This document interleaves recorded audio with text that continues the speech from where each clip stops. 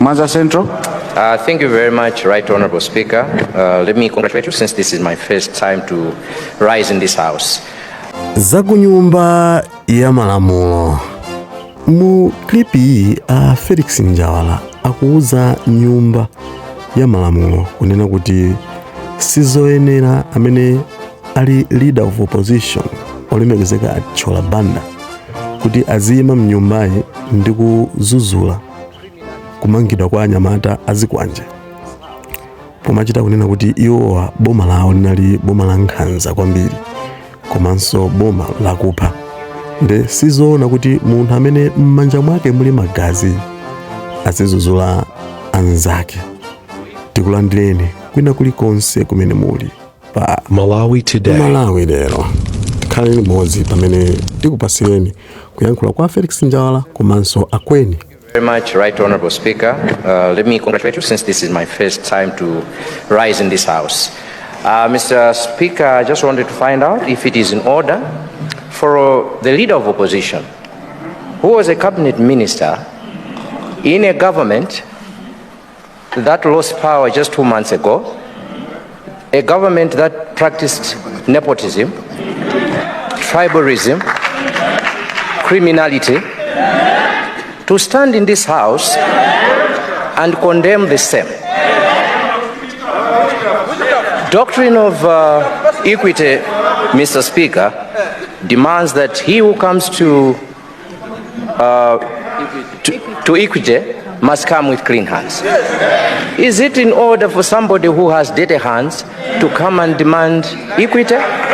Thank you very much. Sizinasire pompo koma parliamenti idayaka moto pamene akweni adayima nkuyambisanso nkhani ya kuchikangawa. Iwowa adanena kuti pakufunika kuti pakhale kafukufuku wanyuwani komanso kuti pakhale chitetezo chokwanira kwa adindo aboma olemekezeka kuti zisadzachitikenso ngati zimene zidachitika kuchikangawa. Kotero iwo adapempha nyumbayi kuti pachitikenso kafukufuku wina wa ndege ya Malemu South Chilima. Akweni adayankhula motere. The Right Honorable Speaker, we lost a number of prominent people, which pains me. This is supposed to be looked into it. And as I congratulate you, the Minister of Homeland, please take use of this, that we need not to lose the human resource in that way, how we've been losing people here, very prominent people, especially that of Chikangawa, whereby the plane was asked to take leave when there was no fuel. Whatever we are getting from the social media, whether it's true or not, it pains us. Please take note that we've got to have the inquiry, whether the inquiry was done, but we are looking forward for a fresh inquiry on this, that why is it that we lose a very prominent person? We lost a very prominent person. This is supposed to be taken note. When we talk about the few meals a day, when you talk about the employment, when you talk about the NIF, when you talk about the mega farm, some of these prominent people, they're the ones who are supposed to implement some of this. And we need to look into it, that why is it, and who made that recommendation to say, please go and take body this plate, this donia without fuel.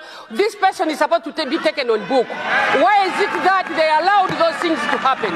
And we need to have answers on this. Please, we need to have answers on this. Those are prominent people, and we salute you. You had those differences with the late. You did even nothing, but you were able to empower that person. Some people had differences with the late, then they had to take that from into their hands. The action should be taken. As I'm concluding, Mr. Speaker, sir, let me talk about the road infrastructure, which the President said. As much as I salute the President, Professor Peter Mutharika, for constructing the road from Balaka from Chincheu to Balaka, saluting where the first aid comes from. It's very sad whereby a member of parliament from Rumpi to talk about Lumpi road, is it Rumpi West?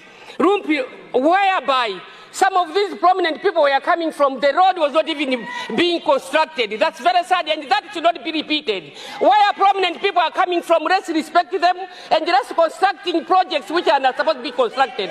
The Minister of Transport, as you are looking for the Kitipa, as you are looking for the Rumpi Road, please construct it to shame the devil. And when you are looking for that road to be constructed, don't forget about to construct also the Doviko Ntonda Mangjawira Road. It's a death trap. You should not even forget to construct, which is talking about the Rumpinyika Chitipa Road. Don't forget to construct the Mulomba, the Muloza Chilinga Road. We thought the Muloza Chilinga Road was supposed to be constructed because this is the road where those prominent people who supported the former government were supposed to be killed and stoned. We thought it would have been a remembering, and that road was supposed to be Chilima Road, but that road was not even constructed. Limenero ndi gawo limodzi lofunikira kwambiri limene olemekezeka a Patricia Kaliati amene timangwatchula kuti akweni longosola mu nyumba imene ya malamulo mmene moto mudayaka moto wazaoneni ndipo anthu adali nkuyimbira m'manja malingana ndi mfundo zimene zinayaka dzulo. Sikitisira tupompa ayi koma tikukhala tikupasirani mavideos ena amene akukhuza parliament ya dzulo kumene kunali moto wazaoneni anthu amalavula moto kumeneko. Tikhala limodzi pamene tibwerenso ndi mavideos amenewa kuti muone kuti kunali zotani. Tangopangani subscribe, comment, like, osayiwalanso kupanga share kufikira nthawi ina tingoti mwakoma nonse. When we talk about the few meals a day, when you talk about the employment, when you talk about the NIF, when you talk about the mega farm, some of these prominent people, they're the ones who are supposed to implement some of this. And we need to look into it, that why is it and who made that recommendation to say, please go and take body this donia without fuel. This person is supposed to be taken on book. Why is it that they allowed those things to happen? And we need to have answers on this. Please, we need to have answers on this. Those are prominent people, and we salute you. You had those differences with the late. You did even nothing, but you were able to empower that person. Some people had differences with the late, then they had to take that from into their hands. The action should be taken. As I'm concluding, Mr. Speaker, sir, let me talk about the road infrastructure, which the President said. As much as I salute the President, Professor Arthur Peter Mutharika, for constructing the road from Balaka from Chimwendo to Balaka, saluting where the first comes from. It's very sad whereby a member of parliament from Rumpi to talk about Lumpi Road, is it Rumpi West? Rumpi, whereby some of these prominent people were coming from, the road was not even being constructed. That's very sad, and that should not be repeated. Where prominent people are coming from, let's respect them and let's constructing projects which are not supposed to be constructed. The Minister of Transport, as you are looking for the Kitipa, as you are looking for the Rumpi Road, please construct it to shame the devil. And when you are looking for that road to be constructed, don't forget about to construct also the Doviko Ntonda Mangjawira Road. It's a death trap. You should not even forget to construct, which is talking about the Rumpinyika Chitipa Road. Don't forget to construct the Mulomba, the Muloza Chilinga Road.